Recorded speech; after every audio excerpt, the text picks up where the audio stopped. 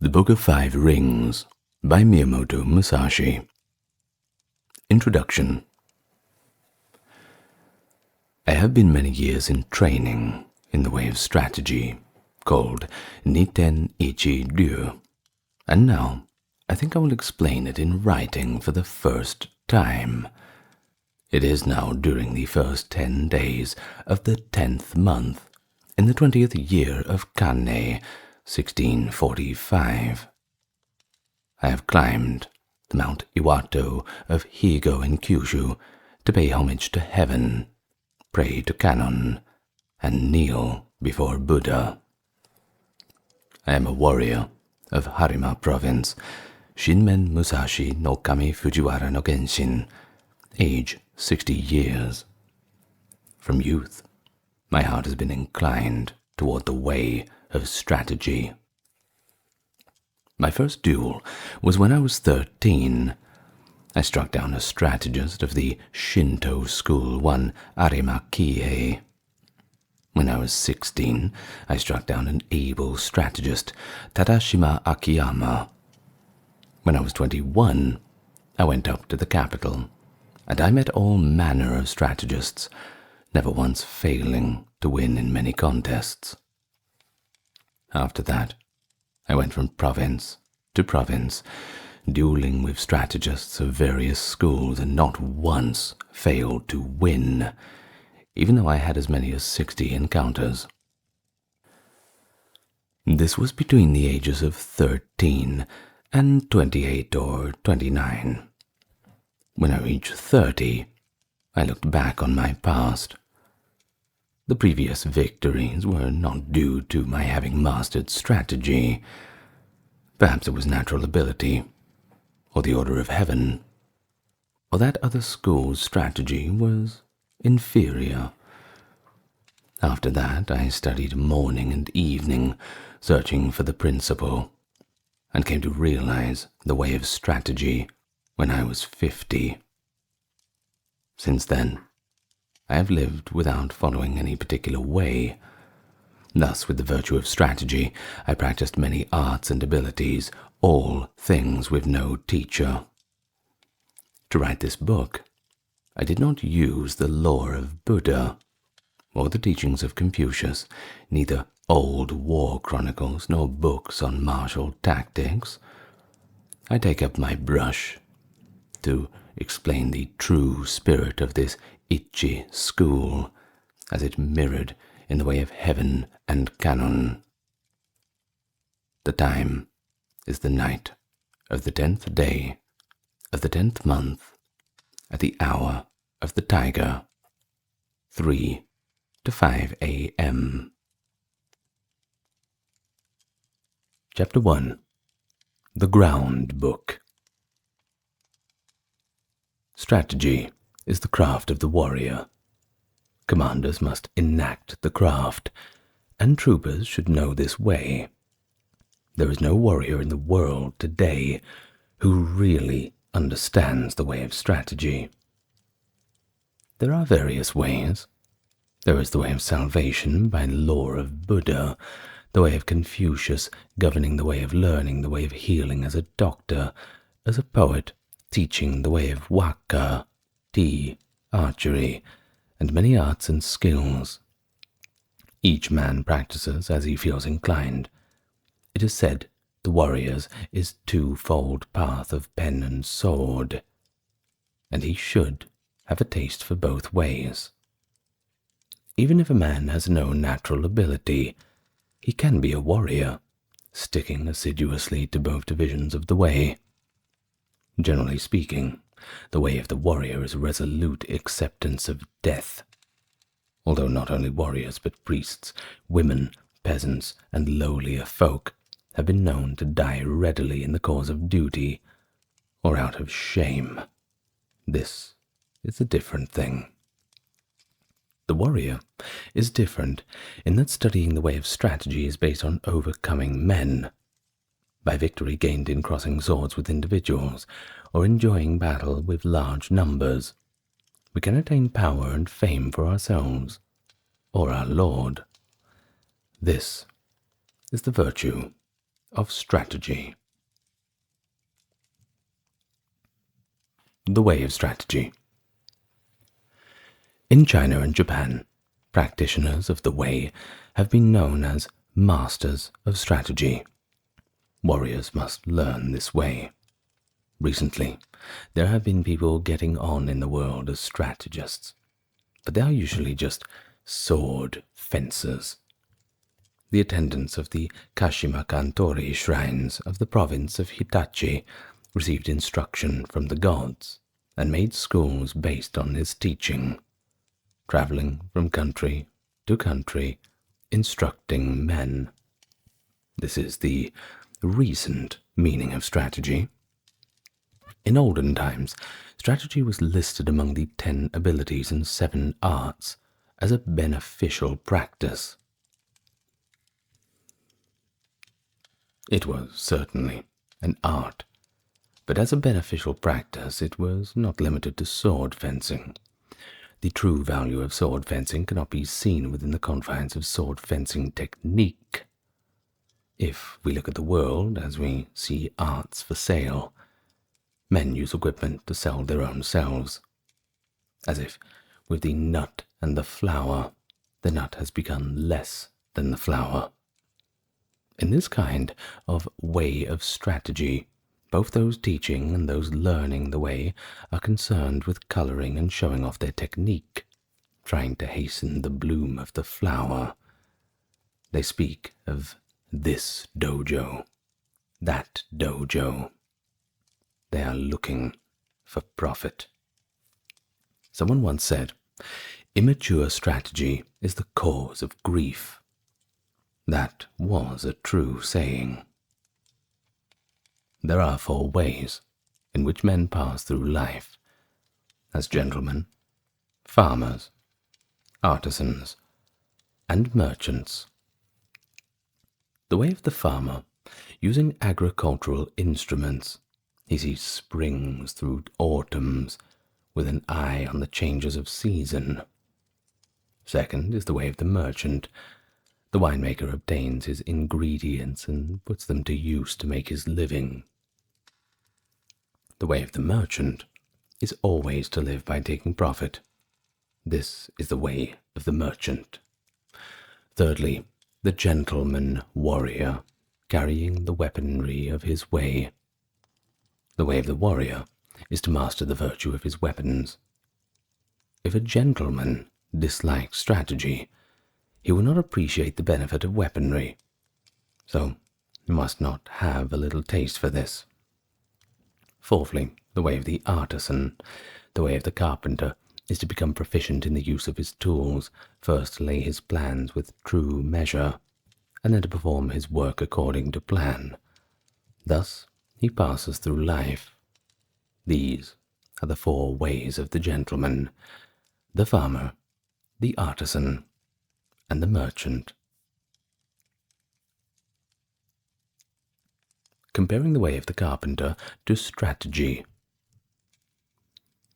The comparison with carpentry is through the connection with houses. Houses of the nobility, houses of warriors, the 4 houses, ruin of houses, thriving of houses, the style of the house, the tradition of the house, and the name of the house.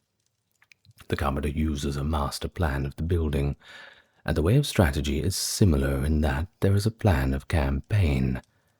If you want to learn the craft of war, ponder over this book. The teacher is a needle. The disciple is as thread, and you must practice constantly.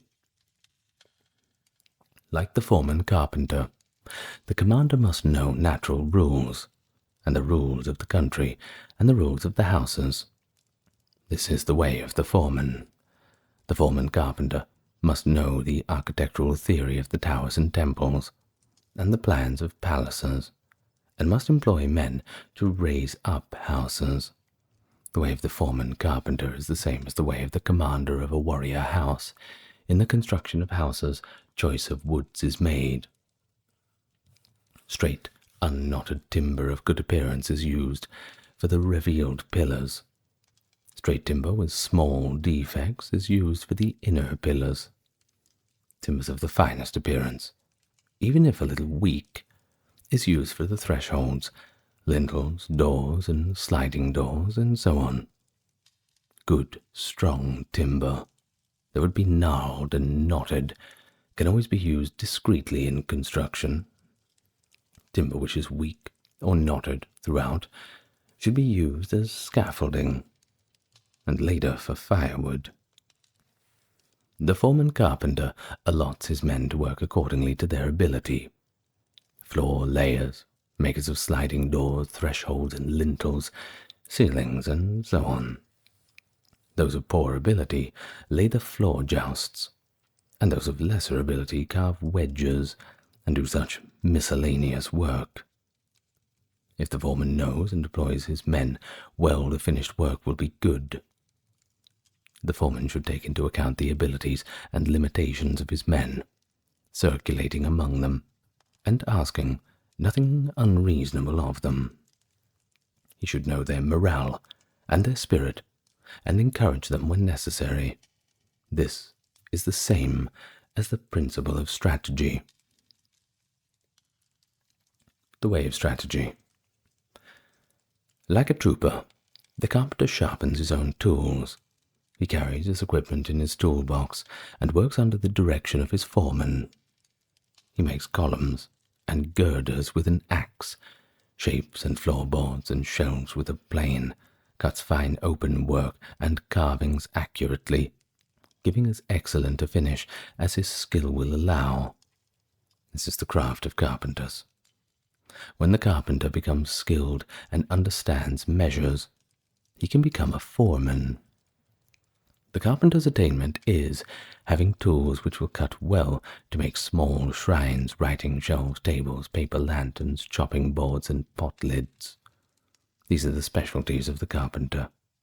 Things are similar for the trooper. You ought to think deeply about this.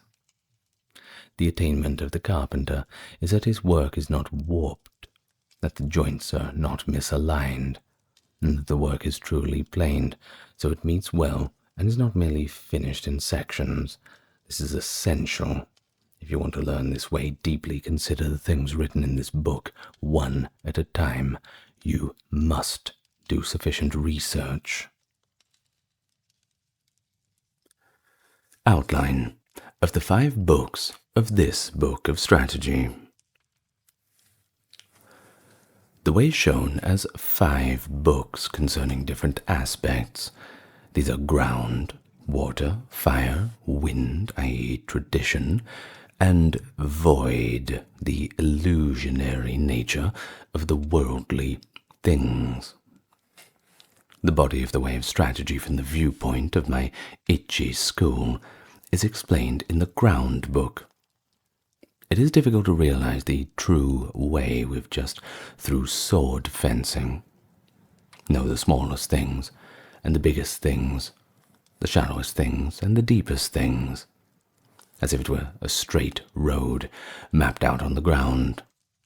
The first book is called the ground book. Second is the water book. With water as the basis, the spirit becomes like water. Water adopts the shape of its receptacle.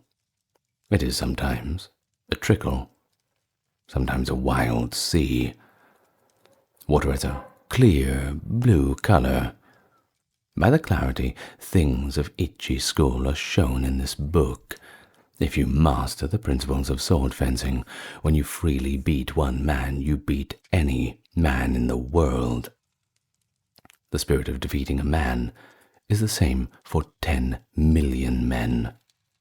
The strategist makes small things into big things, like building a great Buddha from a 1-foot model. I cannot write in detail how exactly this is done. The principle of strategy is having one thing to know 10,000 things. Things of Ichi school are written in this water book. Third is the fire book. This book is about fighting. The spirit of fire is fierce, whether the fire be small or big, and so it is with battles. The way of battles is the same for a man to fight for 10,000 side battles. You must appreciate that spirit can become big or small. What is big is easy to perceive. What is small is difficult to perceive. In short, it is difficult for large numbers of men to change position, so their movements can be easily predicted. An individual can easily change his mind, so his movements are difficult to predict. You must appreciate this. The essence of this book is that you must train day and night in order to make quick decisions. In strategy, it is necessary to treat training as part of normal life with your spirit unchanging. Thus, combat in battle is described in the Fire Book. Fourthly, the Wind Book. This book is not concerned with my Ichi school, but with other schools of strategy. By wind, I mean old traditions, present-day traditions, and family traditions of strategy. Thus, I clearly explain the strategies of the world. This is tradition. It is difficult to know yourself if you do not know others. To all ways there are sidetracks. If you study away daily and your spirit diverges, you might think you are obeying a good way, but objectively it is not the true way. If you are following the true way and diverge a little, this will later become a large divergence. You must realize this. Other strategies have come to be thought of as mere sword fencing, and it is not unreasonable that this should be so. The benefit of my strategy, although it includes sword fencing, lies in separate principles. I have explained what is commonly meant by strategy in other schools in the Tradition Wind Book. Fifthly, the Book of the Void. By void, I mean that which has no beginning and no end. The way of strategy is the way of nature. When you appreciate the power of nature, knowing rhythm of any situation, you will be able to hit the enemy naturally and strike naturally. All this is the way of the void. I intend to show how to follow the true way according to nature in the Book of the Void. The name Ichi-ryu Nito. One school, two swords. Warriors, both commanders and troopers, carried two swords at their belt. In olden times, they were called the long sword and the sword. Nowadays they are known as the sword and the companion sword. Let it suffice to say that in our land, whatever the reason, a warrior carries two swords at his belt. It is the way of the warrior. Nito Ichi Ryu shows the advantages of using both swords. The spear and the halberd are weapons which are carried out of doors. Students of the Ichi school way of strategy should train from the start with the sword and the long sword in either hand. This is a truth. When you sacrifice your life, you must make fullest use of your weaponry. It is false not to do so, and to die with a weapon yet undrawn. If you hold a sword with both hands, it is difficult to wield it freely left and right, so my method is to carry the sword in one hand. This does not apply to large weapons such as the spear or halberd, but swords and companion swords can be carried in one hand. It is encumbering to hold a sword in both hands when you are on horseback, when running on uneven roads, on swampy ground, muddy rice fields, stony ground, or even in a crowd of people. To hold the long sword in both hands is not the true way, for if you carry a bow, or spear, or other arms in your left hand, you have only one hand free for the long sword. However, when it is difficult to cut an enemy down with one hand, you must use both hands. It is not difficult to wield a sword in one hand. The way to learn this is to train with 2 long swords, one in each hand. It will seem difficult at first, but everything is difficult at first. Bows are difficult to draw. Halberds are difficult to wield. As you become accustomed to the bow, so your pull will become stronger. When you become used to wielding the long sword, you will gain the power of the way and wield the sword well.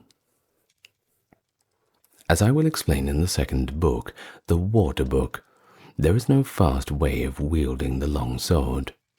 The long sword should be wielded broadly, and the companion sword closely. This is the first thing to realize. According to this Ichi school, you can win with a long weapon, and yet you can also win with a short weapon. In short, the way of the Ichi school is the spirit of winning, whatever the weapon and whatever its size. It is better to use 2 swords rather than one when you are fighting in a crowd, and especially if you want to take a prisoner. These things cannot be explained in detail. From one thing, know 10,000 things. When you attain the way of strategy, there will not be one thing you cannot see. You must study hard. The benefit of 2 characters reading strategy. Masters of the long sword are called strategists. As for the other military arts, those who master the bow are called archers, those who master the spear, spearmen, those who master the gun are called marksmen, those who master the halberd are called halberdiers. But we do not call masters of the way of the long sword long swordsmen, nor do we speak of companion swordsmen, because bows, guns, spears, and halberds are all warriors' equipment.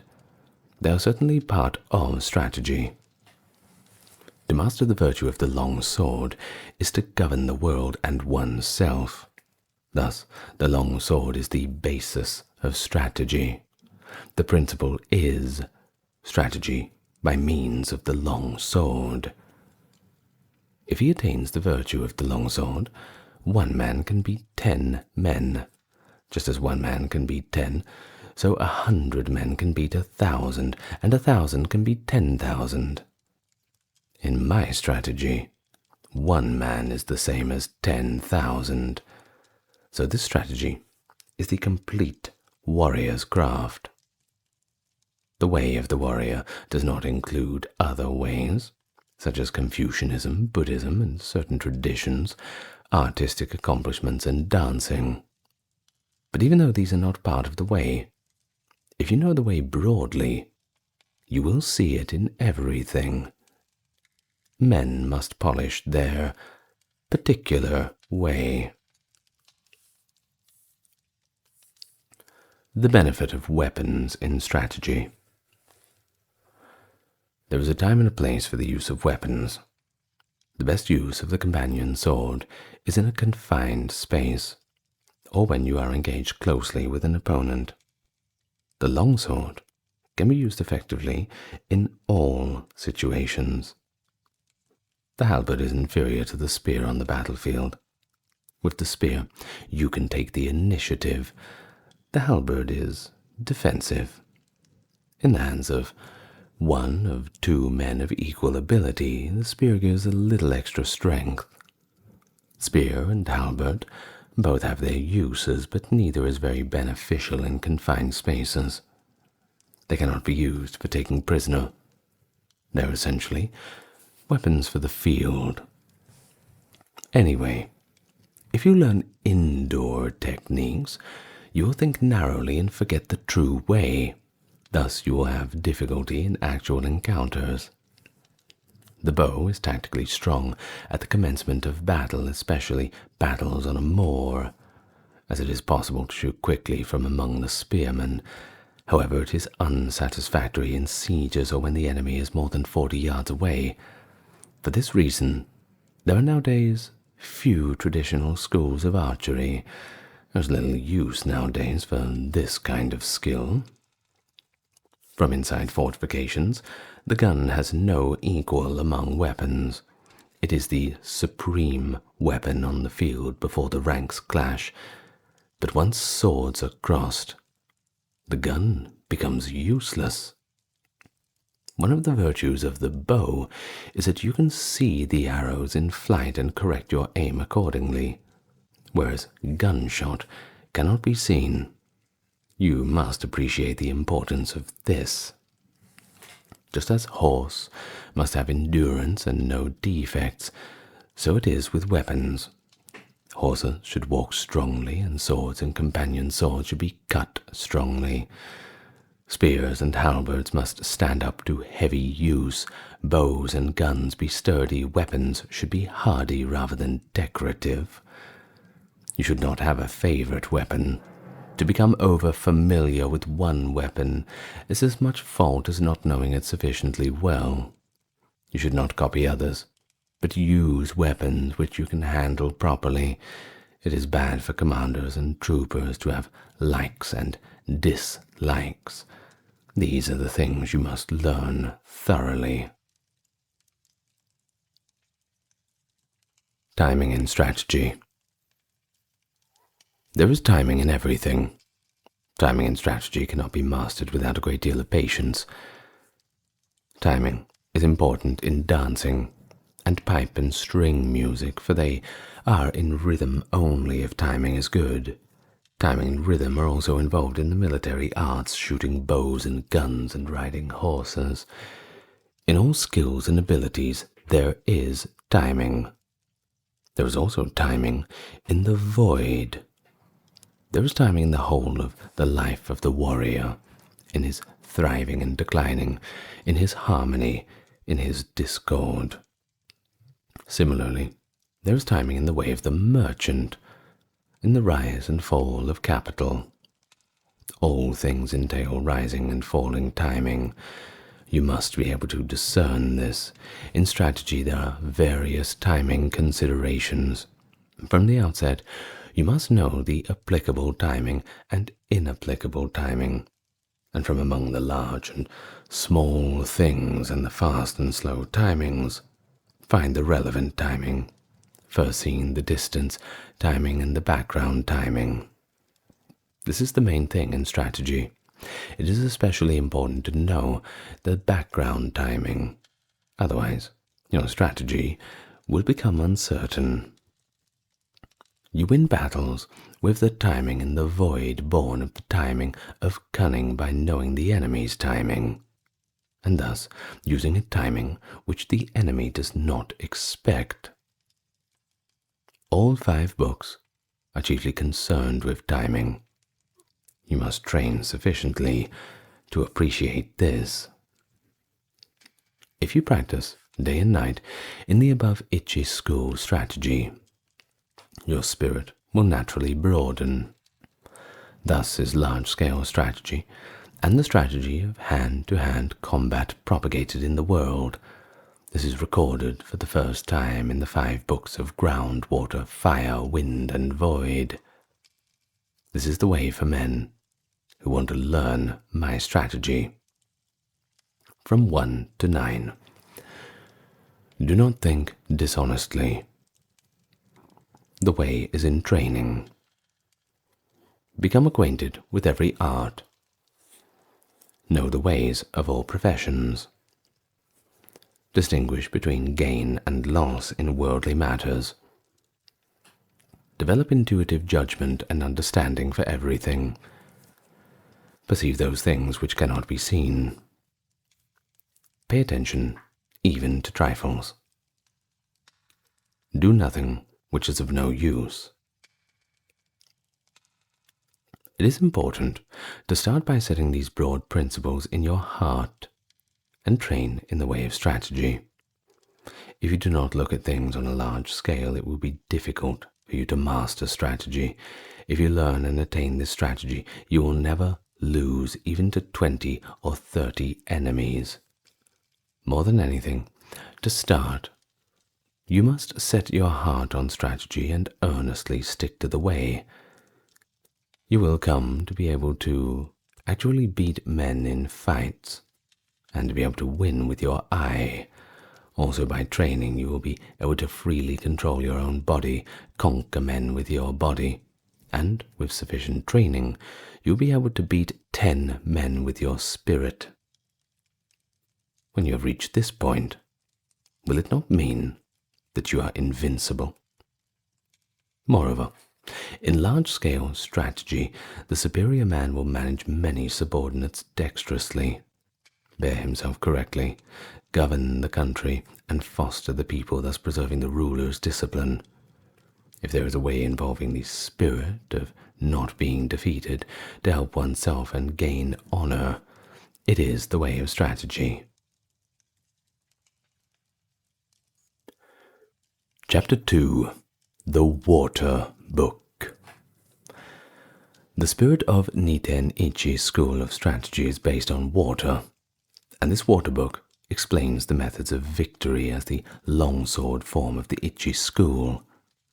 Language does not extend to explaining the way in detail, but it can be grasped intuitively. Study this book, read a word and ponder upon it. If you interpret the meaning loosely, you will mistake the way. The principles of strategy are written down here in terms of single combat, but you must think broadly so that you attain an understanding for 10,000 aside battles. Strategy is different from other things in that if you mistake the way even a little, you will become bewildered and fall into bad ways. If you merely read this book, you will not reach the way of strategy. Absorb the things written in this book. Do not just read, memorize, or imitate, but so that you realize the principle from within your own heart. Study hard to absorb these things into your body. Spiritual bearing in strategy. In strategy, your spiritual bearing must not be any different from normal. Both in fighting and in everyday life, you should be determined through calm. Meet the situation without tenseness, yet not recklessly. Your spirit settled, yet unbiased. Even when your spirit is calm, do not let your body relax. And when your body is relaxed, do not let your body slacken. Do not let your spirit be influenced by your body, or your body be influenced by your spirit. Be neither insufficiently spirited nor over-spirited. An elevated spirit is weak, and a low spirit is weak. Do not let the enemy see your spirit. Small people must be completely familiar with the spirit of large people, and large people must be familiar with the spirit of small people. Whatever your size, do not be misled by the reactions of your own body. With your spirit open and unconstricted, look at things from a high point of view. You must cultivate your wisdom and spirit, polish your wisdom, learn public justice, distinguish between good and evil. Study the ways of different hearts one by one.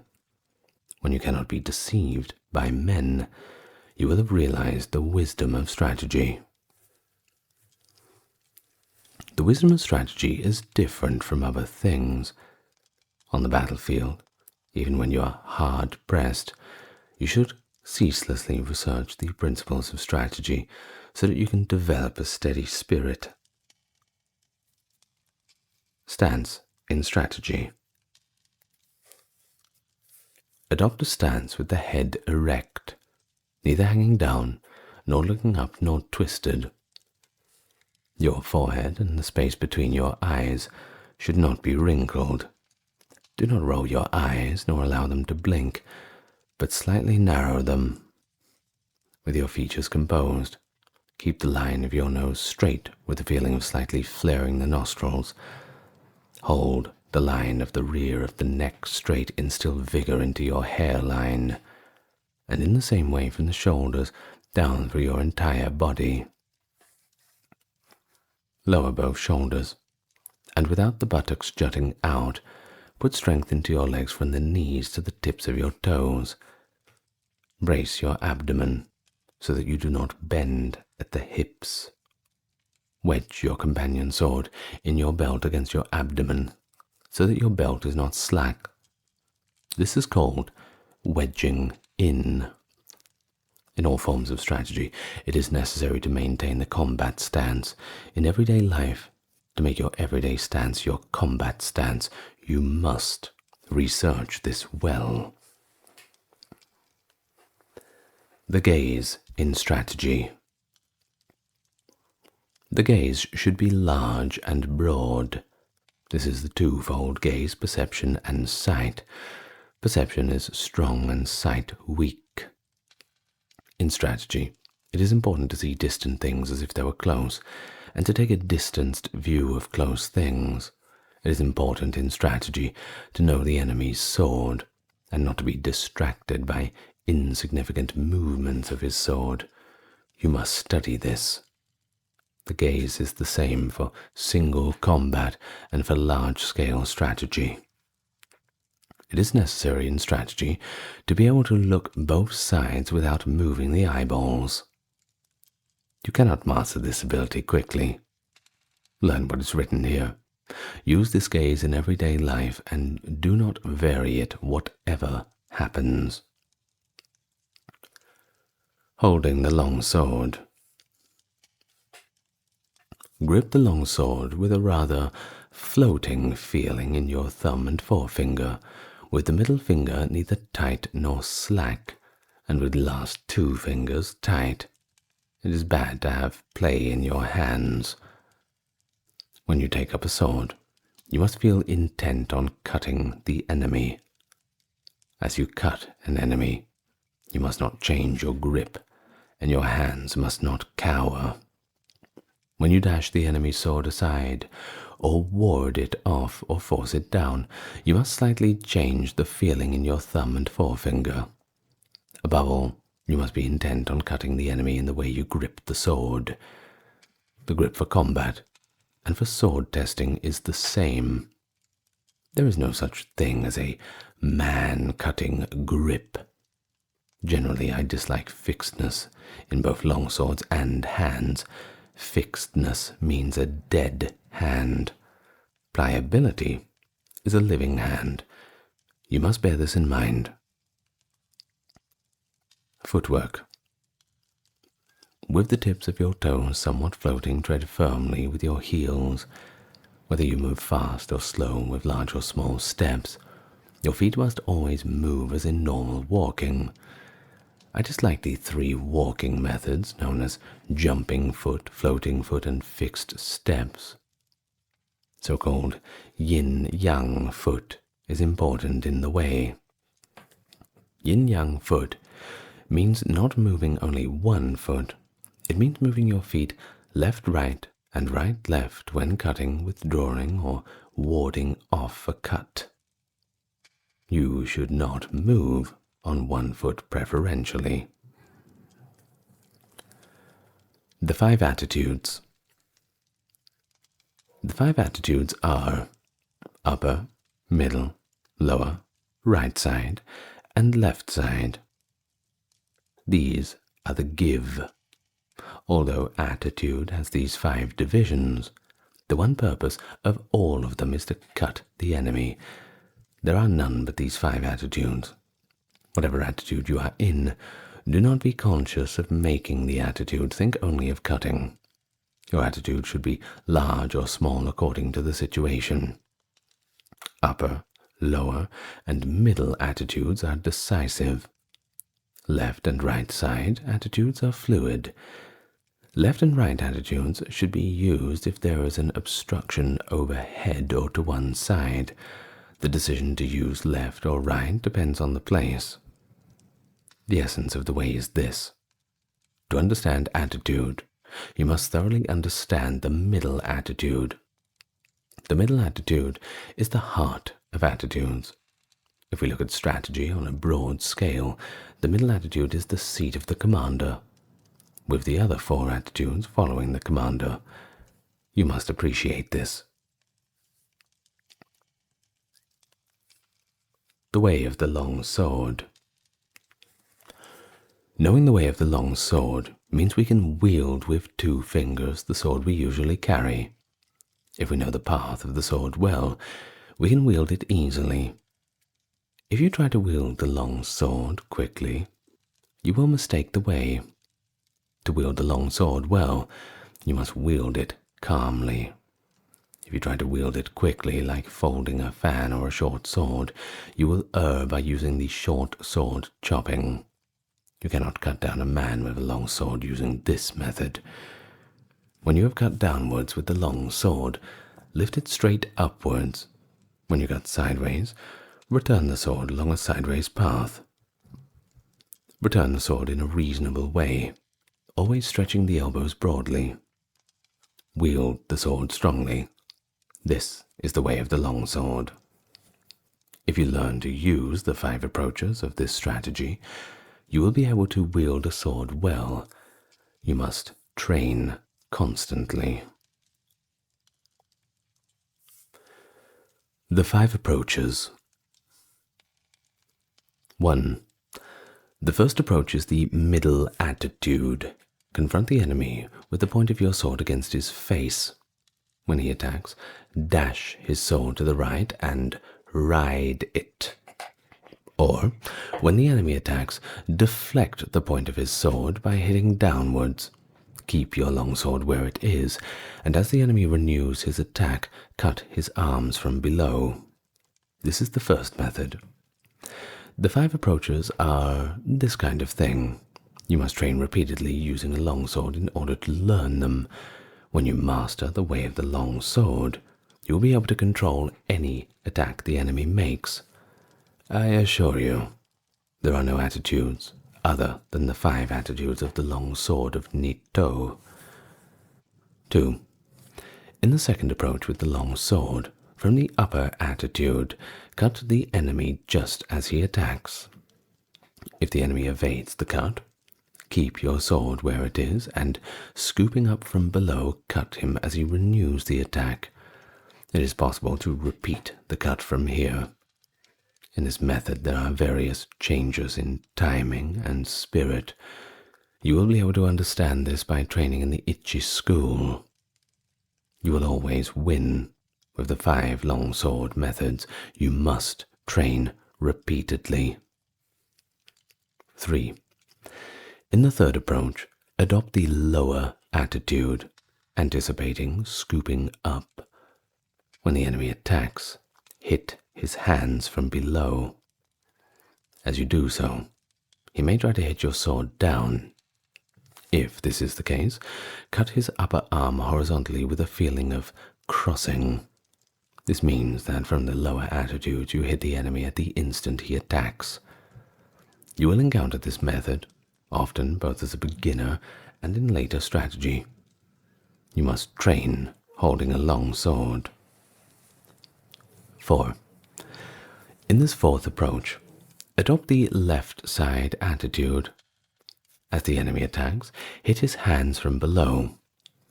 If, as you hit his hands, he attempts to dash down on your sword, with the feeling of hitting his hands, parry the path of his long sword down and cut across from above your shoulder. This is the way of the long sword. Through this method you win by parrying the line of the enemy's attack. You must research this. 5. In the fifth approach, the sword is in the right side attitude. In accordance with the enemy's attack, cross your long sword from below at the side of the upper attitude, then cut straight from above. This method is essential for knowing the way of the long sword well. If you can use this method, you can freely wield a heavy long sword. I cannot describe in detail how to use these 5 approaches.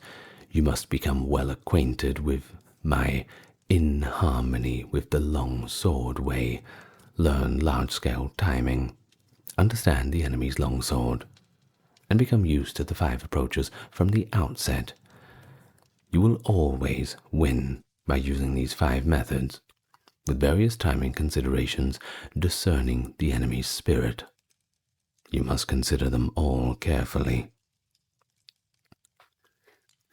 The attitude, no attitude teaching.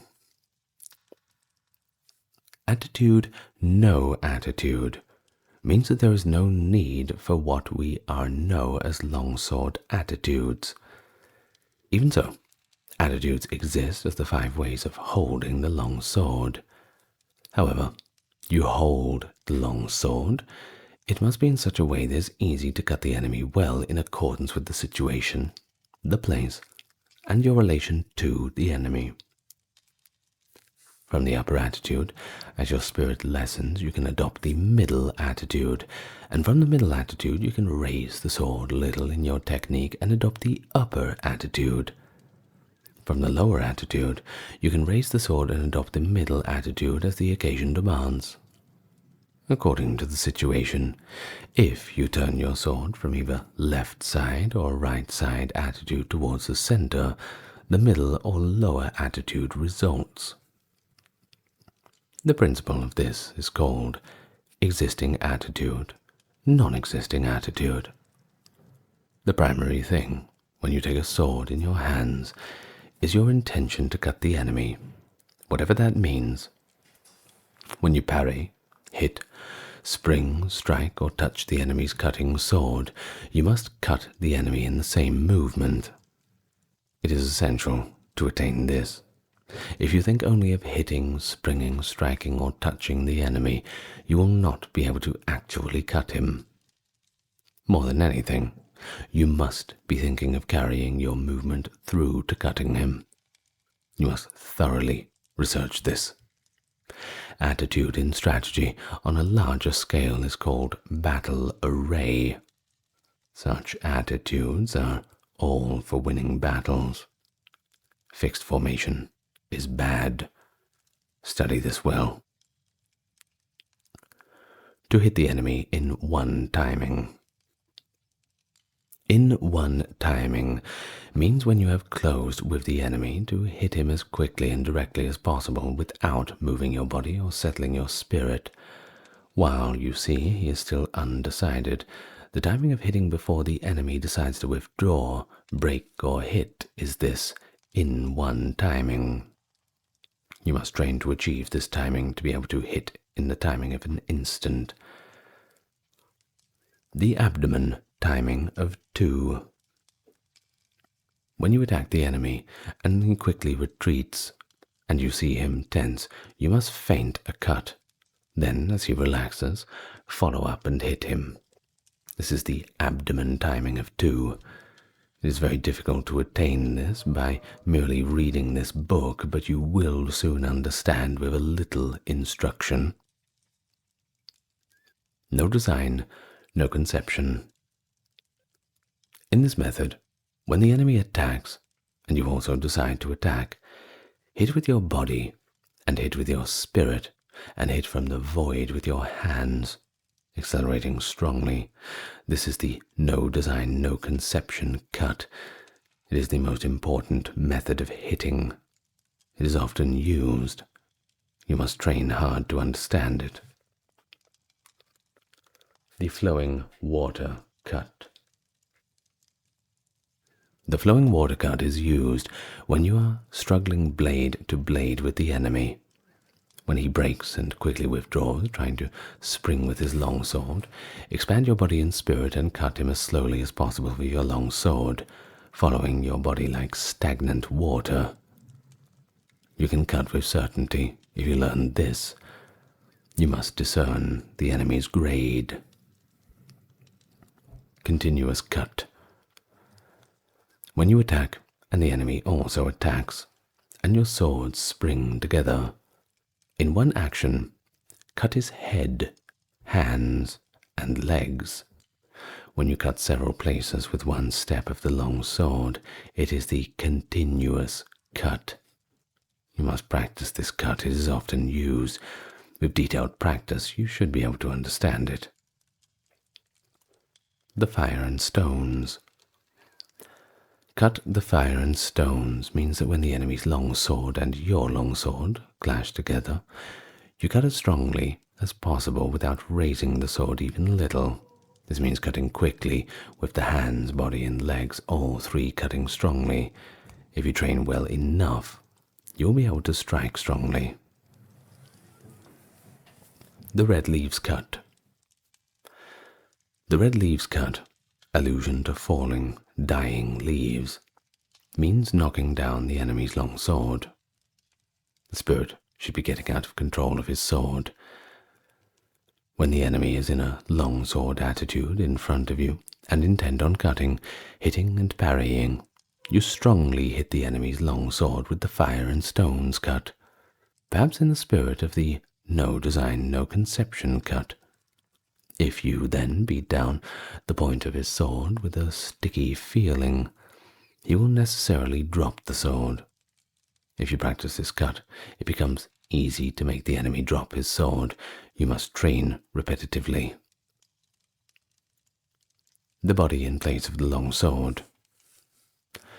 Also, the long sword in place of the body. Usually we move the body and the sword at the same time to cut the enemy. However, according to the enemy's cutting method, you can dash against him with your body first, and afterwards cut with the sword. If his body is immovable, you can cut first with the long sword, but generally you hit first with the body and then cut with the long sword. You must research this well and practice hitting. Cut and slash. To cut and slash are two different things. Cutting, whatever form of cutting it is decisive without resolute spirit. Slashing is nothing more than touching the enemy. Even when you slash strongly, and even if the enemy dies instantly, it is slashing. When you cut, your spirit is resolved. You must appreciate this. If you first slash the enemy's hands or legs, you must then cut strongly. Slashing is in spirit, the same as touching. When you realize this, they become indistinguishable. Learn this well. Chinese monkey's body. The Chinese monkey's body is the spirit of not stretching out your arms. The spirit is to get in quickly, without in at least extending your arms before the enemy cuts. If you are intent upon not stretching out your arms, you are effectively far away. The spirit is to go in your whole body. When you come to within arm's reach, it becomes easy to move your body in. You must research this well. Glue and lacquer emulsion body. The spirit of glue and lacquer emulsion body is to stick to the enemy and not separate from him. When you approach the enemy, stick firmly with your head, body, and legs. People tend to advance their head and legs quickly, but their body lags behind. You should stick firmly, so that there is not the slightest gap between the enemy's body and your body. You must consider this carefully. To strive for height. By to strive for height is meant when you close with the enemy, to strive with him for superior height without cringing.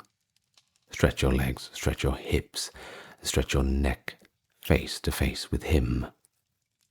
When you think you have won, and you are the higher, thrust in strongly. You must learn this. To apply stickiness. When the enemy attacks, and you also attack with your long sword, you should go in with a sticky feeling and fix your long sword against the enemy's as you receive his cut. The spirit of stickiness is not hitting very strongly, but hitting so that the long swords do not separate easily. It is best to approach as calmly as possible when hitting the enemy's long sword with stickiness. The difference between stickiness and entanglement is that stickiness is firm and entanglement is weak. You must appreciate this. The body strike. The body strike means to approach the enemy through a gap in his guard. The spirit is to strike him with your body. Turn your face a little aside and strike the enemy's breast with your left shoulder thrust out. Approach with the spirit of bouncing the enemy away, striking as strongly as possible in time with your breathing. If you achieve this method of closing with the enemy, you will be able to knock him 10 or 20 feet away. It is possible to strike the enemy until he is dead. Train well. 3 ways to parry his attack. There are 3 methods to parry a cut. First, by dashing the enemy's long sword to your right as if thrusting at his eyes when he makes an attack, or to parry by thrusting the enemy's long sword towards his right eye with the feeling of snipping his neck, or when you have a short, long sword without worrying about parrying the enemy's long sword, to close with him quickly, thrusting at his face with your left hand. These are the 3 methods of parrying. You must bear in mind that you can always clench your left hand and thrust at the enemy's face with your fist. For this, it is necessary to train well. To stab at the face. To stab at the face means, when you are in confrontation with the enemy, that your spirit is intent of stabbing at his face, following the line of blades with the point of your long sword. If you are intent on stabbing at his face and body will become rideable.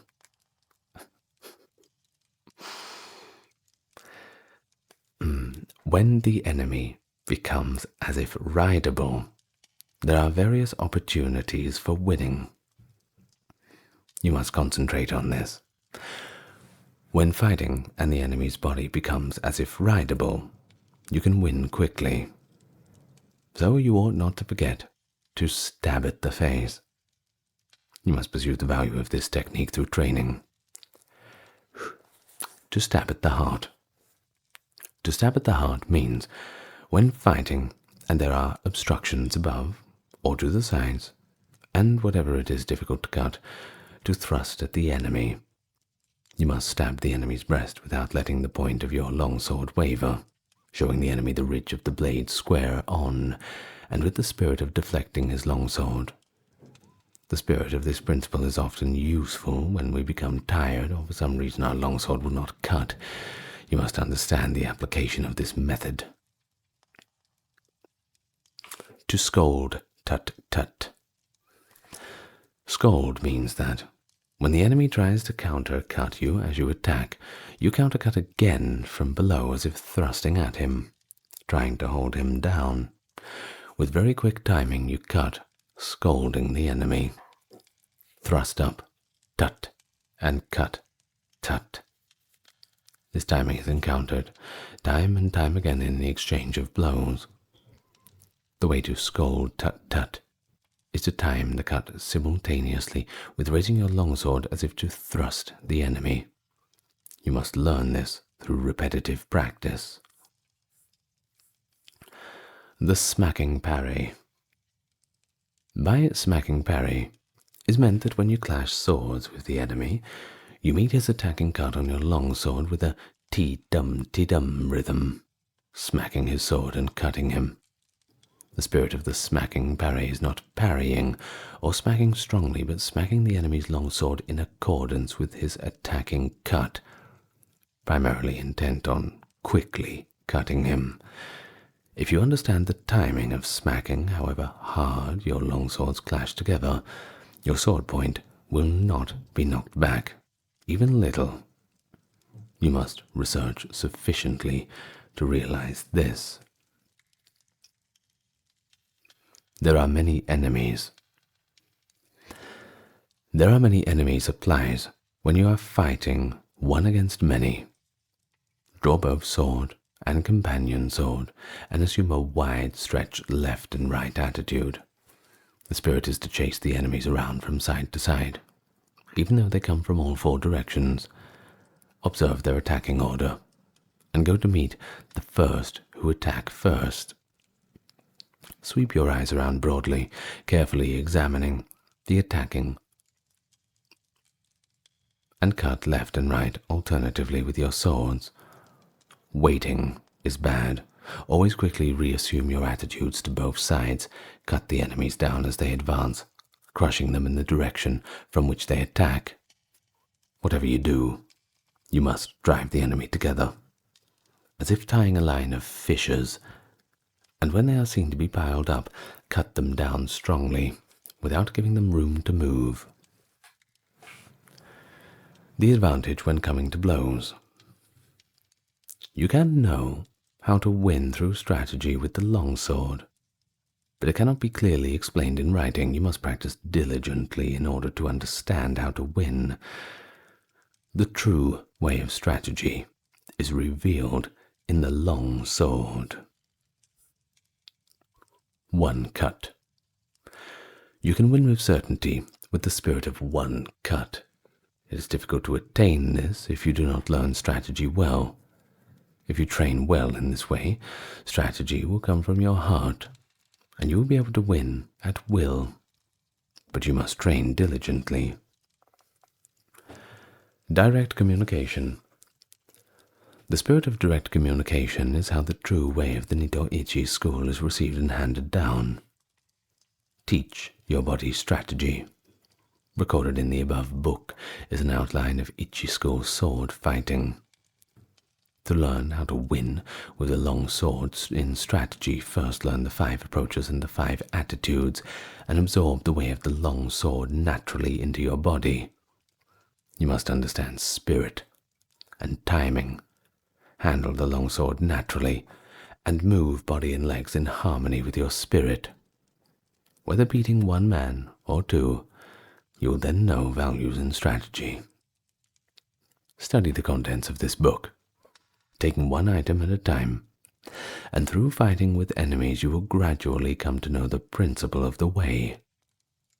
Deliberately, with a patient spirit, absorb the virtue of all of this. From time to time, raising your hand in combat, maintain the spirit whenever you cross swords with an enemy. Step by step, walk the 1,000-mile road. Study strategy over the years, and achieve the spirit of the warrior. Today's victory over yourself of yesterday. Tomorrow is your victory over lesser men. Next, in order to beat more skillful men, train according to this book, not allowing your heart to be swayed along a side track, even if you kill an enemy. If it is not based on what you have learned, it is not the true way. If you attain this way of victory, then you will be able to beat several tens of men. What remains is sword fighting ability, which you can attain in battles and duels. Chapter 3. The Fire Book. In this, the Fire Book of the Nito-Ichi School of Strategy, I describe fighting as fire. In the first place, people think narrowly about the benefit of strategy. By using only their fingertips, they only know the benefit of 3 of the 5 inches of the wrist. They let a contest be decided with the folding fan merely by the span of their forearms. They specialize in the small matter of dexterity, learning such trifles as hand and leg movements with the bamboo practice sword.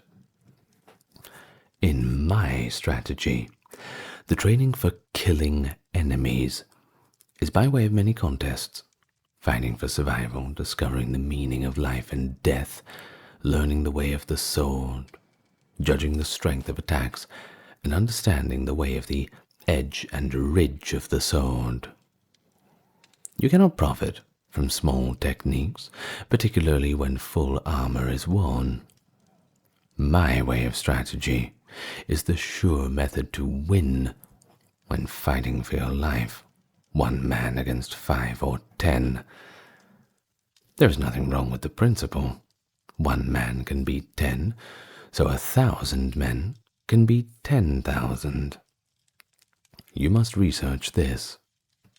Of course, you cannot assemble 1,000 or 10,000 men for everyday training, but you can become a master of strategy by training alone with a sword, so that you can understand the enemy's strategy, his strength and resources, and come to appreciate how to apply strategy to beat 10,000 enemies.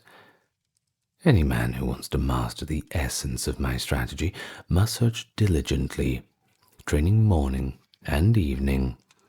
Thus he can polish his skill, become free from self, and realize extraordinary ability. He will come to possess miraculous power. This is the practical result of the way of strategy. Depending on the place. Examine your environment. Stand in the sun, that is, take up an attitude with the sun behind you. If the situation does not allow this, you must try to keep the sun on your right side. In buildings, you must stand with the entrance behind or to your right. Make sure that your rear is unobstructed, and that there is free space on your left, your right side being occupied with your side attitude. At night, if the enemy can be seen, keep the fire behind you and the entrance to your right, and otherwise take up your attitude as above. You must look down on the enemy and take up your attitude on slightly higher places. For example, the camisa in a house is thought of as a high place. When the fight comes, always endeavor to chase the enemy around to your left side. Chase him towards awkward places, and try to keep him with his back to awkward places. When the enemy gets into an inconvenient position, do not let him look around, but conscientiously chase him and pin him down. In houses, chase the enemy into thresholds, lintels, doors, verandas, pillars, and so on. Again, not letting him see his situation. Always chase the enemy into bad footholds, obstacles at the side, and so on, using the virtues of the place to establish predominant positions from which to fight. You must research and train diligently in this. 3 methods to forestall the enemy. The first is to forestall him by attacking. This is called ken no sen, to set him up. Another method is to forestall him as he attacks. This is called tai no sen, to wait for the initiative. The other method is when you and the enemy attack together. This is called tai no sen, to accompany him and forestall him. There are no methods of taking the lead other than these 3, because you can win quickly by taking the lead. It is one of the most important things in strategy. There are several things involved in taking the lead. You must make the best of the situation, see through the enemy's spirit, so that you might grasp his strategy and defeat him. It is impossible to write about this in detail. The first, ken no sen. When you decide to attack, keep calm and dash in quickly, forestalling the enemy. Or you can advance seemingly strongly, but with a reserved spirit, forestalling him with the reserve. Alternatively, advance with a strong spirit as possible, and when you reach the enemy, move with your feet a little quicker than normal, unsettling him and overwhelming him sharply. Or, with your spirit calm, attack with a feeling of constantly crushing the enemy, from first to last. The spirit is to win in the depths of the enemy. These are all ken no sen.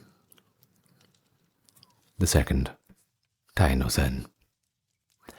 When the enemy attacks, remain undisturbed, but feign weakness. As the enemy reaches you, suddenly move away, indicating that you intend to jump inside. Then dash in, attacking strongly as soon as you see the enemy relax.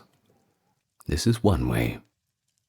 Or, as the enemy attacks, attack still more strongly, taking advantage of the resulting disorder in his timing to win. This is the Tai no Sen principle. The third, Tai no Sen. When the enemy makes a quick attack, you must attack strongly and calmly.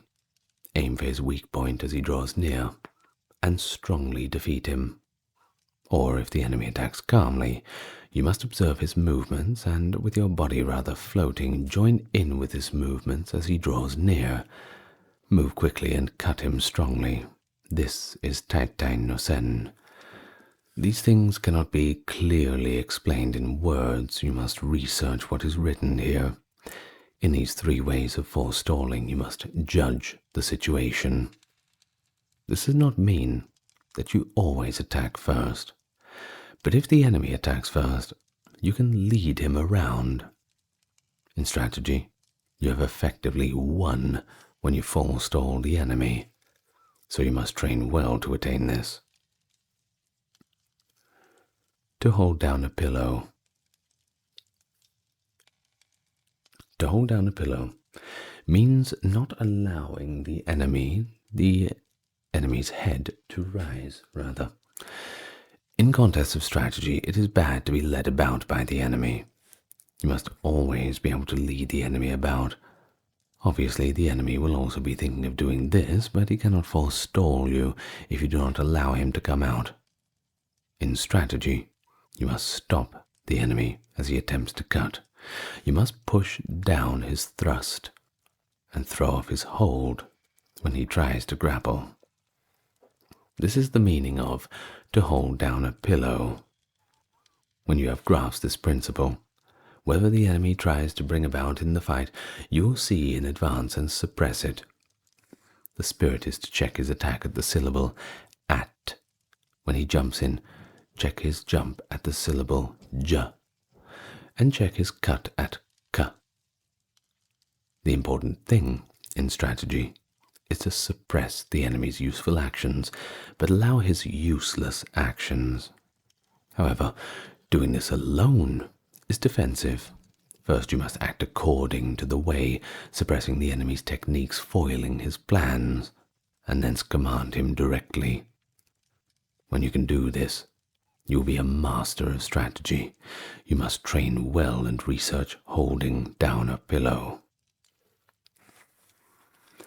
Crossing at a ford. Crossing at a ford means, for example, crossing the sea at a strait, or crossing over 100 miles of broad sea at a crossing place. I believe this crossing at a ford occurs often in man's lifetime. It means setting sail, even though your friends stay in the harbor, knowing the route, knowing the soundness of your ship and the favor of the day. When all the conditions are met, I notice perhaps a favorable wind or a tailwind, then set sail. If the wind changes within a few miles of your destination, you must row across the remaining distance without sail. If you attain this spirit, it applies to everyday life. You must always think of crossing at a ford. In strategy, it is also important to cross at a ford. Discern the enemy's capability and, knowing your own strong points, cross the ford at the advantageous place, as good captain crosses a sea route. If you succeed in crossing at the best place, you may take your ease. To cross at a ford means to attack the enemy's weak point, and to put yourself in an advantageous position. This is how to win large-scale strategy. The spirit of crossing a ford is necessary in both large and small-scale strategy. You must research this well.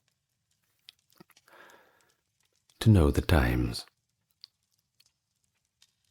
To know the times means to know the enemy's disposition in battle. Is it flourishing or waning? By observing the spirit of the enemy's men and getting the best position, you can work out the enemy's disposition and move your men accordingly. You can win through this principle of strategy, fighting from a position of advantage. When in a duel, you must forestall the enemy and attack when you have first recognized his school of strategy, perceived his quality and his strong and weak points. Attack in an unsuspecting manner, knowing his meter and modulation and the appropriate timing. Knowing the times means, if your ability is high, seeing right into things. If you are thoroughly conversant with strategy, you will recognize the enemy's intentions, and thus have many opportunities to win. You must sufficiently study this. To tread down the sword. To tread down the sword is a principle often used in strategy. First, in large-scale strategy, when the enemy first discharges bows and guns and then attacks, it is difficult for us to attack if we are busy loading powder into guns or notching arrows. The spirit is to attack quickly, while the enemy is still shooting with bows or guns. The spirit is to win by treading down as we receive the enemy's attack. In single combat, we cannot get a decisive victory by cutting with a long tidum feeling. In the wake of the enemy's attacking long sword, we must defeat him at the start of his attack, in the spirit of treading him down with the feet so that he cannot rise again to the attack. Treading does not simply mean treading with the feet.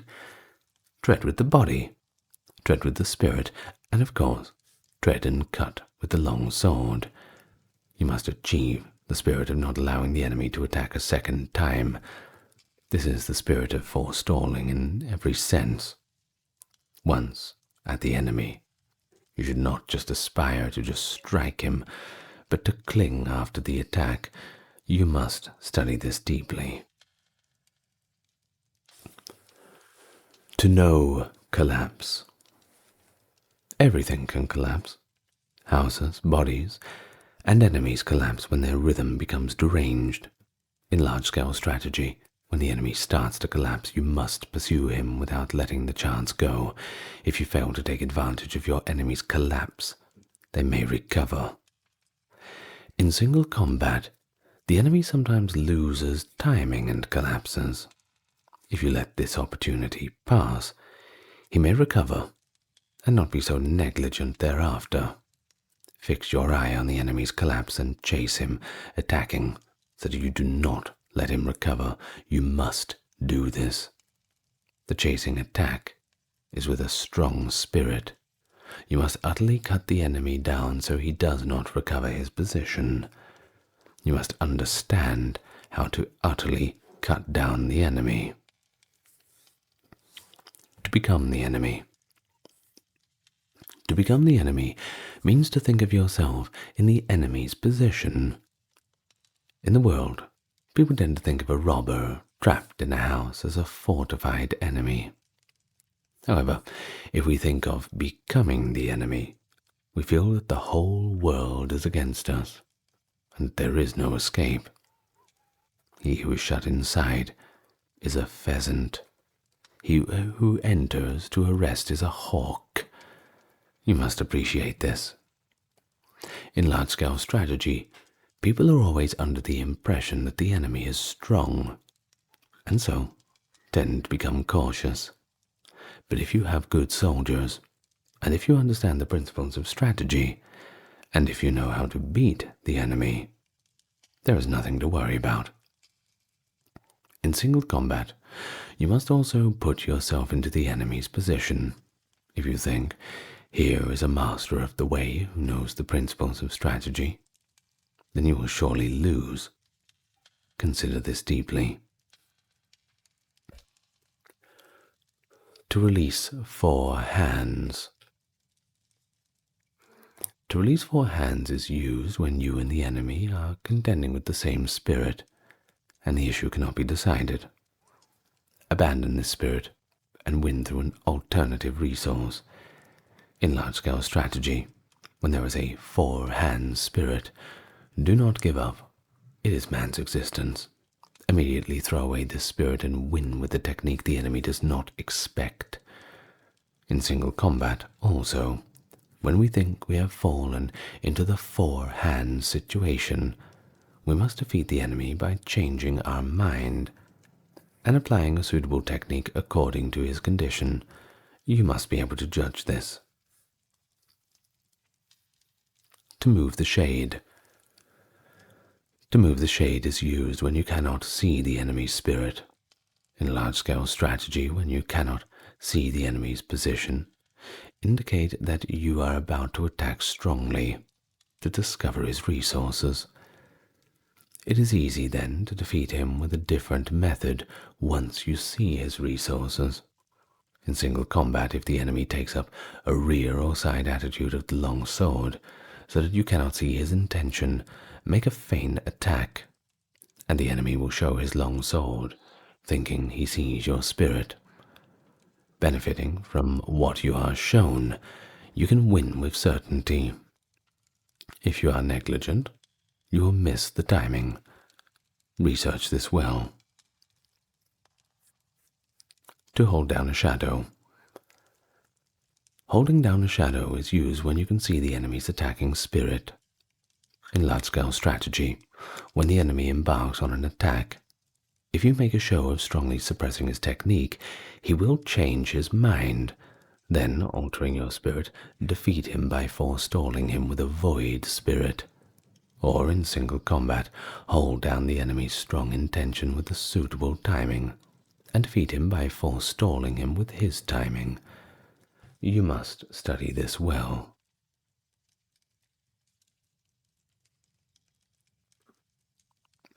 To pass on. Many things are said to be passed on. Sleepiness can be passed on, and yawning can be passed on. Time can also be passed on.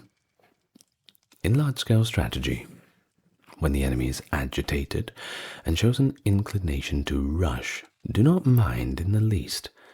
Make a show of complete calmness, and the enemy will be taken by this, and will become relaxed. When you see that this spirit has been passed on, you can bring about the enemy's defeat by attacking strongly with a void spirit.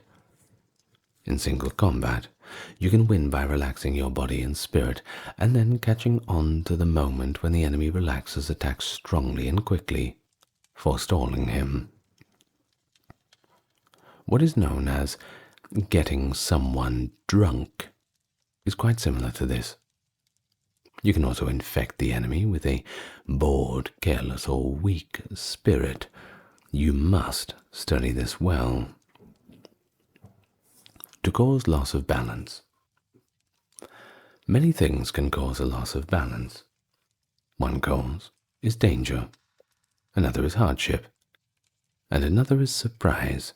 You must research this. In large-scale strategy, it is important to cause loss of balance. Attack without warning, where the enemy is not expecting it, and while his spirit is undecided, follow up your advantage, and having the lead, defeat him. Or, in single combat, start by making a show of being slow, then suddenly attack strongly, without allowing him space or breath to recover from the fluctuation of spirit. You must grasp the opportunity to win. Get the feel of this. To frighten. Fright often occurs, caused by the unexpected. In large-scale strategy, you can frighten the enemy, not just by what you present to their eyes, but by shouting, making a small force seem large, or by threatening them from the flank without warning. These things all frighten. You can win by making the best use of the enemy's frightened rhythm. In single combat, also, you must use the advantage of taking the enemy unawares by frightening him with your body, sword, or voice to defeat him. You should research this well. To soak in. When you have come to grips and are striving together with the enemy, and you realize you cannot completely advance, you soak in and become one with the enemy. You can win by applying a suitable technique while you are mutually entangled. In battles involving large numbers, as well as in fights with small numbers, you can often win decisively with the advantage of knowing how to soak into the enemy. Whereas, were you to draw apart, you would lose the chance to win. Research this well.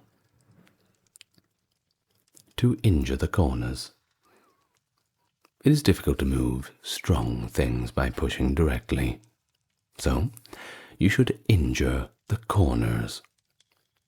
In large-scale strategy, it is beneficial to strike at the corners of the enemy's force. If the corners are overthrown, the spirit of the whole body will be overthrown. To defeat the enemy, you must follow up the attack when the corners have fallen. In single combat, it is easy to win once the enemy collapses.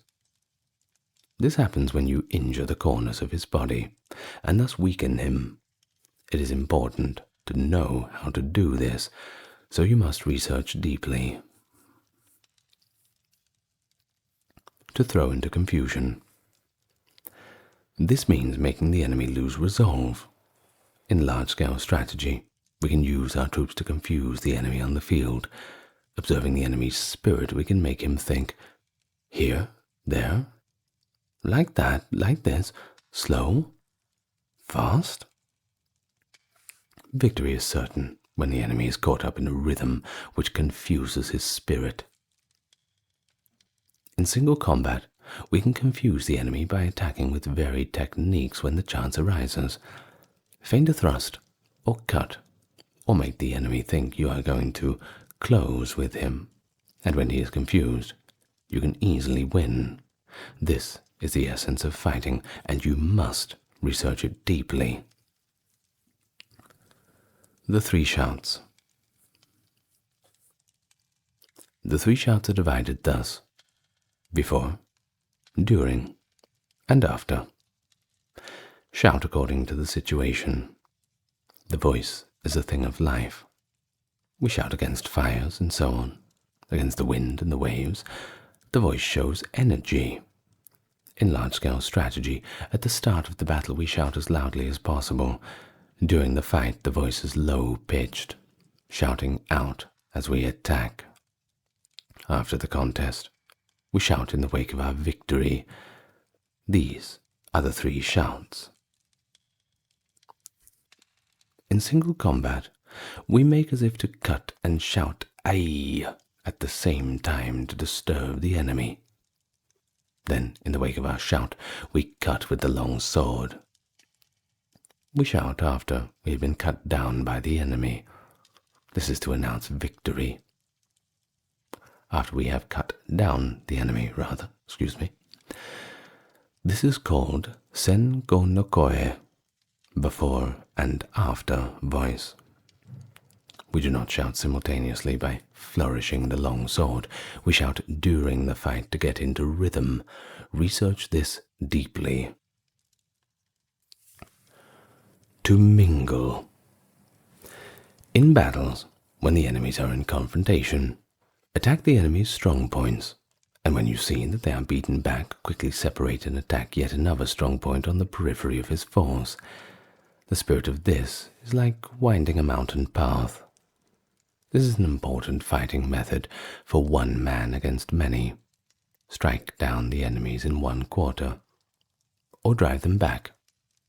Then grasp the timing and attack further strong points to the right and left, as if on a winding mountain path, weighing up the enemy's disposition. When you know the enemy's level, attack strongly with no trace of retreating spirit. What is meant by mingling is the spirit of advancing and becoming engaged with the enemy, and not withdrawing even one step. You must understand this. To crush. This means to crush the enemy, regarding him as being weak. In large-scale strategy, when we see that the enemy has few men, or If he has many men, but his spirit is weak and disordered, we knock that hat over his eyes, crushing him utterly. If we crush lightly, he may recover. You must learn the spirit of crushing, as if with a hand grip. In single combat, if the enemy is less skillful than ourselves, if his rhythm is disorganized, or if he has fallen into evasive and retreating attitudes, we must crush him straight away, with no concern of his presence, and without allowing him space for breath. It is essential to crush him all at once. The primary thing is to not let him recover his position even a little. You must research this deeply. The mountain-sea change. The mountain-sea spirit means that it is bad to repeat the same thing several times when fighting the enemy. There may be no help but to do something twice. But do not try it a third time. If you once make an attack and fail, there is less chance of success if you use the same approach again. If you attempt a technique which you have previously tried unsuccessfully and fail yet again, then you must change your attacking method. If the enemy thinks of the mountains, attack like the sea. And if he thinks of the sea, attack like the mountains. You must research this deeply. To penetrate the depths. When we are fighting with the enemy, even when it can be seen that we can win on the surface with the benefit of the way, if his spirit is not extinguished, he may be beaten superficially yet undefeated in spirit deep inside. With this principle of penetrating the depths, we can destroy the enemy's spirit in its depths, demoralizing him by quickly changing our spirit. This often occurs. Penetrating the depths means penetrating with the long sword, penetrating with the body, and penetrating with the spirit. This cannot be understood in a generalization. Once we have crushed the enemy in the depths, there is no need to remain spirited. But otherwise, we must remain spirited. If the enemy remains spirited, it is difficult to crush him. You must train in penetrating the depths for large-scale strategy and also single combat. To renew. To renew applies when we are fighting with the enemy, and an entangled spirit arises where there is no possible resolution. We must abandon our efforts, think of the situation in a fresh spirit, then win in the new rhythm.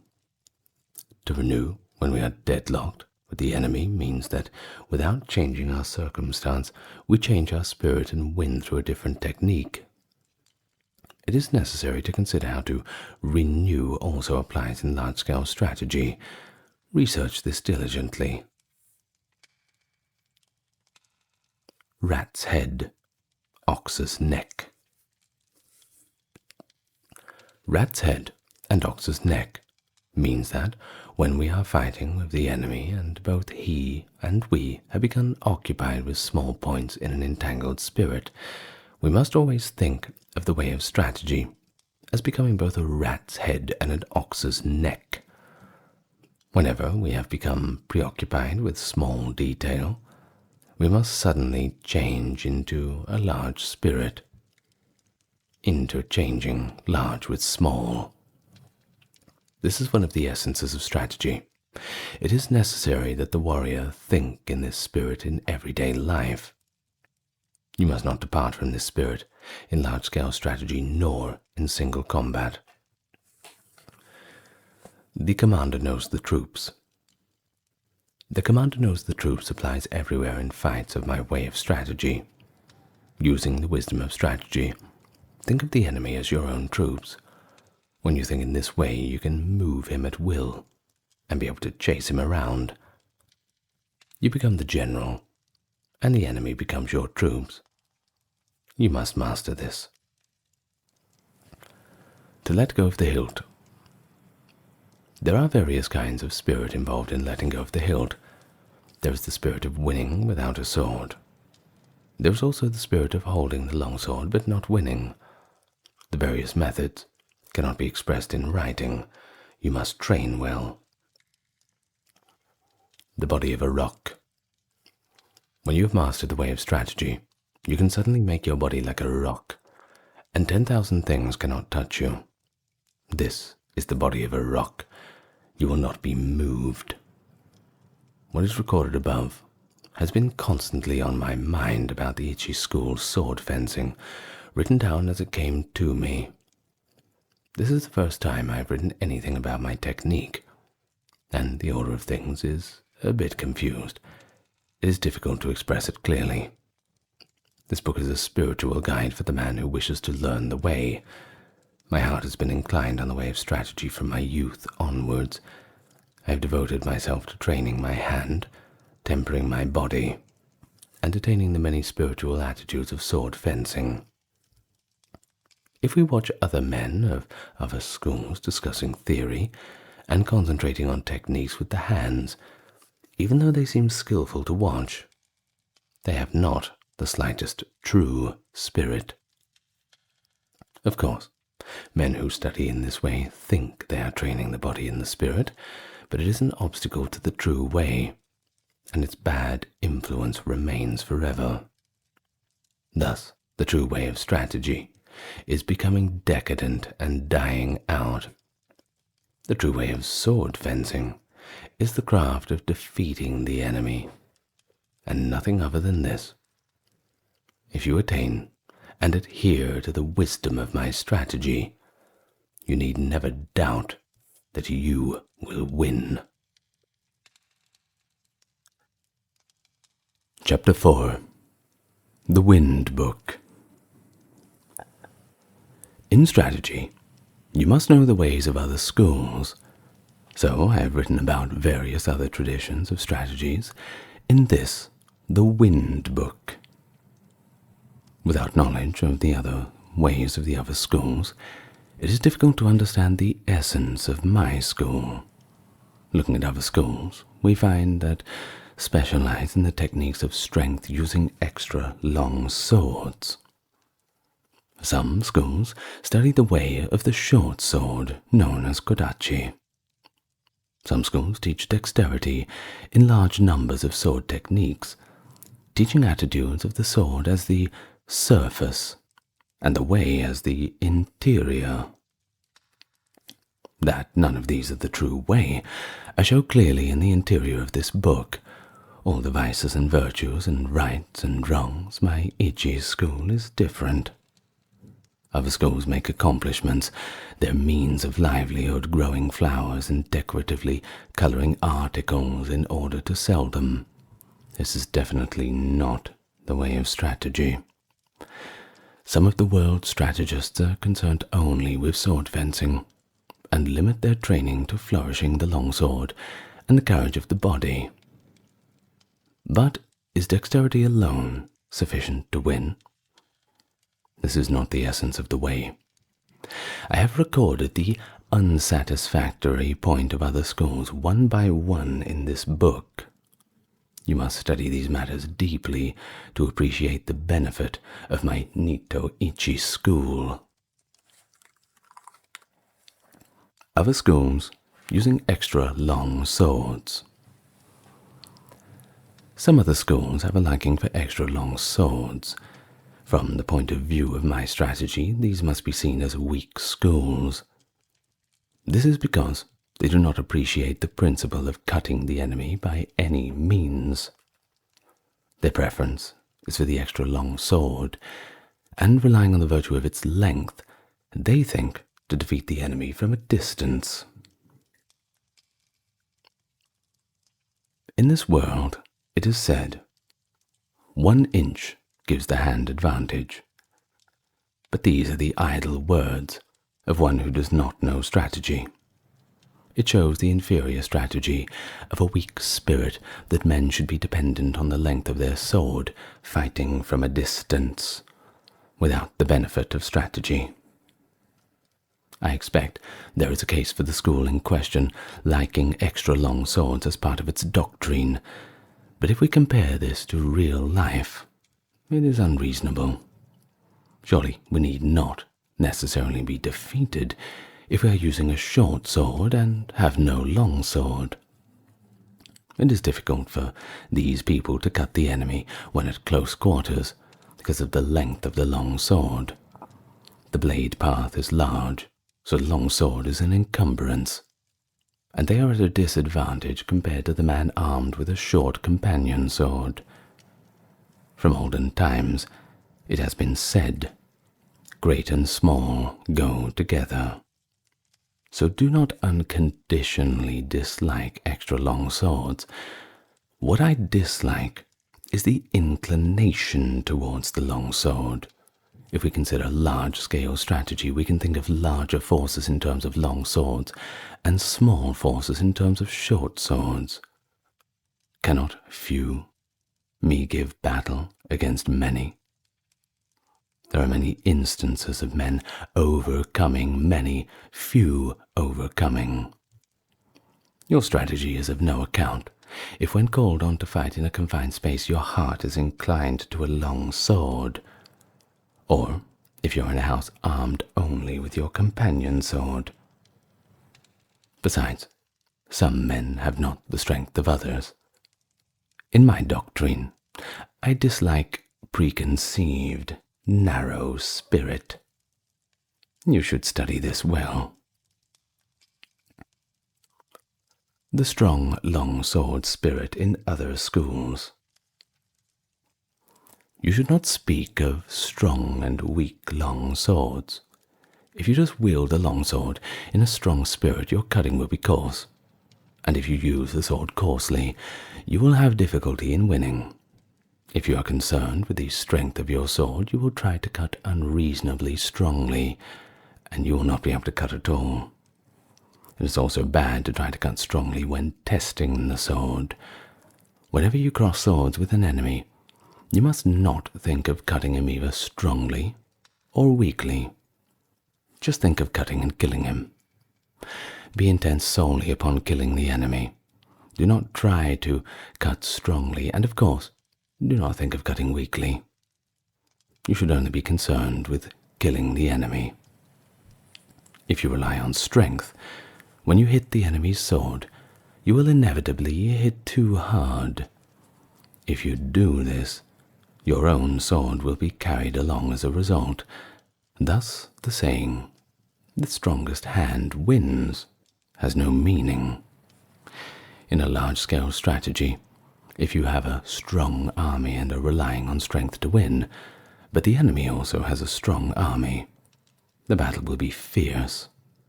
This is the same for both sides. Without the correct principle, the fight simply cannot be won. The spirit of my school is to win through the wisdom of strategy, paying no attention to trifles. Study this well.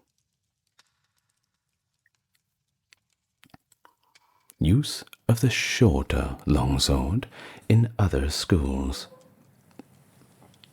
Using a shorter longsword is not the true way to win. In ancient times, tachi and katana meant long and short swords. Men of superior strength in the world can wield even a long sword lightly, so there is no case for their liking the short sword. They also make use of the length of spears and halberds. Some men use a shorter longsword with the intention of jumping in and stabbing the enemy with the unguarded moment when he flourishes his sword, but this inclination is bad. To aim for the enemy's unguarded moment is completely defensive and undesirable at close quarters with the enemy. Furthermore, you cannot use the method of jumping inside his defense with a short sword if there are many enemies. Some men think that if they go against many enemies with a shorter long sword, they can unrestrictedly frisk around cutting in sweeps, but they have to parry cuts continuously, and eventually become entangled with the enemy. This is inconsistent with the true way of strategy. The sure way to win, thus, is to chase the enemy around in a confusing manner, causing him to jump aside with your body held strongly and straight. The same principle applies to large-scale strategy. The essence of strategy is to fall upon the enemy in large numbers and bring about his speedy downfall. By their study of strategy, people of the world get used to countering, evading, and retreating as the normal thing. They become set in this habit, so can easily be paraded around by the enemy. The way of strategy is straight and true. You must chase the enemy around and make him obey your spirit. Other schools with many methods of using the longsword. Placing a great deal of importance on the attitude of the longsword is a mistaken way of thinking. What is known in the world as attitude applies when there is no enemy. The reason is that this has been present since ancient times, and there should be no such thing as this is the modern way of doing it in dueling. You must force the enemy into inconvenient situations. Attitudes are for situations in which you are not to be moved.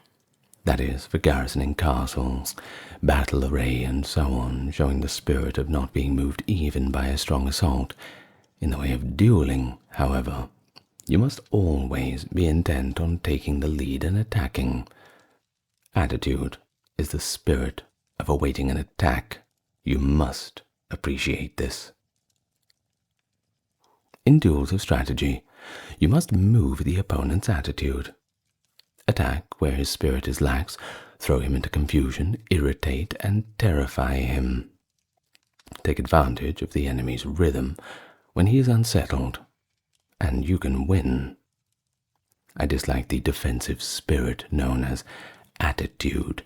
Therefore, in my way, there is something called attitude, no attitude. In large-scale strategy, we deploy our troops for battle bearing in mind our strength, observing the enemy's numbers, and noting the details of the battlefield. This is at the start of the battle. The spirit of attacking first is completely different from the spirit of being attacked. Bearing an attack well, with a strong attitude, and parrying the enemy's attack well, is like making a wall of spears and halberds. When you attack the enemy, your spirit must go to the extent of pulling the stakes out of a wall and using them as spears and halberds. You must examine this well. Fixing the eyes on other schools. Some schools maintain that eyes should be fixed on the enemy's long sword, some on the hands, some on the face, the feet, and so on. If you fix the eyes on these places, your spirit can become confused and your strategy thwarted. I will explain this in detail. Footballers do not fix their eyes on the ball, but by good play on the field they can perform well. When you become accustomed to something, you are not limited to the use of your eyes. People such as master musicians have the music score in front of their nose, or flourish swords in several ways when they have mastered the way, but this does not mean that they fix their eyes on these things specifically, or that they make pointless movements of the sword. It means that they can see naturally. In the way of strategy, when you have fought many times, you will easily be able to appraise the speed and position of the enemy's sword, and having mastery of the way, you will see the weight of his spirit. In strategy, fixing the eyes means gazing at the man's heart. In large-scale strategy, the area to watch the enemy's strength. Perception and sight are the two methods of seeing. Perception consists of concentrating strongly on the enemy's spirit, observing the condition on the battlefield, fixing the gaze strongly, seeing the progress of the fight and the changes of advantages. This is a sure way to win. In single combat, you must not fix the eyes on the details. As said before, if you fix your eyes on details, you neglect important things. Your spirit will become bewildered, and victory will escape you. Research this principle well and train diligently. Use of the feet in other schools. There are various methods of using the feet: floating foot, jumping foot, springing foot, treading foot, crow's foot, and such nimble walking methods. From the point of view of my strategy, these are all unsatisfactory. I dislike floating foot because the feet always tend to float during the fight. The way must be trod firmly. Neither do I like jumping foot because it encourages the habit of jumping and a jumpy spirit. However much you jump, there is no real justification for it, so jumping is bad. Springing foot causes a springing spirit, which is indecisive. Treading foot is a waiting method, and I especially dislike it. Apart from these, there are various fast walking methods, such as crow's foot and so on. Sometimes, however, you may encounter the enemy on marshland, swampy ground, river valleys, stony ground, narrow roads, in which situations you cannot jump or move the feet quickly. In my strategy, the footwork does not change. I always walk, as I usually do, in the street. You must never lose control of your feet. According to the enemy's rhythm, move fast or slow, adjusting your body, not too much and not too little. Carrying the feet is important also in large-scale strategy. This is because if you attack quickly and thoughtlessly without knowing the enemy's spirit, your rhythm will become deranged, and you will not be able to win. Or, if you advance too slowly, you will not be able to take advantage of the enemy's disorder. The opportunity to win will escape, and you will not be able to finish the fight quickly. You must win by seizing upon the enemy's disorder and derangement, and not by according him even with a hope of recovery. Practice this well. Speed in other schools. Speed is not part of the true way of strategy. Speed implies that things seem fast or slow, according to whether they are in rhythm. Whatever the way, the master of strategy does not appear fast. Some people can walk as fast as 100 or 120 miles in a day, but this does not mean that they run continuously from morning till night. Unpracticed runners may seem to have been running all day, but their performance is poor. In the way of dance, accomplished performers can sing while dancing. But when beginners try this, they slow down and let their spirits become busy. The old pine tree melody beaten on a levered drum is tranquil, but when the beginners try this, they slow down and their spirit becomes busy. Very skillful people can manage a fast rhythm, but it is bad to beat hurriedly. If you try to beat too quickly, you will become out of time. Of course, slowness is bad. Really skillful people never get out of time, and are always deliberate, and never appear busy. From this example, the principle can be seen. What is known as speed is especially bad in the way of strategy. The reason for this is that depending on the place, marsh or swamp or so on, it may not be possible to move the body and legs together quickly. Still less will you be able to cut quickly if you have a long sword in this situation. If you try to cut quickly as if using a fan or short sword, you will not actually cut even a little. You must appreciate this. In large-scale strategy also, a fast, busy spirit is undesirable. The spirit must be that of holding down a pillow, and then you will not be even a little late. When your opponent is hurrying recklessly, you must act contrarily and keep calm. You must not be influenced by the opponent. Train diligently to attain this spirit. Interior and surface in other schools. There is no interior nor surface in strategy.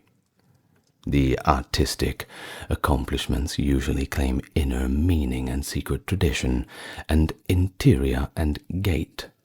But in combat there is no such thing as fighting on the surface or cutting with the interior. When I teach my way, I first teach by training in techniques which are easy for the pupil to understand, a doctrine which is easy. I gradually endeavor to explain the deep principle, points which it is hardly possible to comprehend according to the pupil's progress. In any event, because the way to understanding is through experience, I do not speak of interior and gait. In this world, if you go into the mountains and decide to go deeper and yet deeper, instead you will emerge at the gate. Whatever the way, it has an interior, and it is sometimes a good thing to point out the gate. In strategy, we cannot say what is concealed and what is revealed. Accordingly, I dislike passing on my way through written pledges and regulations. Perceiving the ability of my pupils, I teach the direct way. Remove the bad influence of other schools and gradually introduce them to the true way of the warrior. This method of teaching strategy is with a trustworthy spirit. You must train diligently. I have tried to record an outline of the strategy of other schools in the above 9 sections. I could now continue by giving a specific account of those schools from the gate to the interior, but I have intentionally not named those schools or their main points. The reason for this is that different branches of schools give different interpretations of the doctrines. Inasmuch as men's opinions differ, so there must be differing ideas on the same matter. Thus, no man's conception is valid for any school. I have shown the general tendencies of other schools on 9 points. If we look at them from this honest viewpoint, we see that people always tend to like long swords or short swords, or become concerned with strength in both large and small matters. You can see why I do not deal with the gates of other schools. In my Ichi school of the long sword, there is neither gate nor interior. There is no inner meaning in sword attitudes. You must simply keep your spirit true to realize the virtue of strategy. Chapter 5. The Book of the Void. The Nito Ichi way of strategy is recorded in this Book of the Void. What is called the spirit of the void is where there is nothing. It is not included in man's knowledge. Of course, the void is nothingness. By knowing that things exist, you can know that which does not exist. That is the void. People in this world look at things mistakenly and think that what they do not understand must be the void. This is not the true void, this is bewilderment. In the way of strategy, also, those who study as warriors think that whatever they cannot understand in their craft is the void. This is not the true void. To attain the way of strategy as a warrior, you must study fully over martial arts and not deviate even a little from the way of the warrior. With your spirit settled, accumulate practice day by day and hour by hour. Polish the twofold spirit, heart, and mind, and sharpen the twofold gaze, perception, and sight. When your spirit is not in the least clouded, when the clouds of bewilderment clear away, there is the true void. Until you realize the true way, whether in Buddhism or in common sense, you may think that things are correct and all in order. However, if we look at things objectively, from the viewpoint of the laws of the world, we see various doctrines departing from the true way, know well this spirit, and with forthrightness as foundation and the true spirit as the way, enact strategy broadly, correctly, and openly. Then you will come to think of things in a wide sense, and taking the void as the way, you'll see the way as void. In the void is virtue, and no evil. Wisdom has its existence. Principle has existence. The way has existence. Spirit is nothingness. 12th day of the 5th month, 2nd year of Shouho, 1645, Teruro Maganojo, Shinmen, Musashi.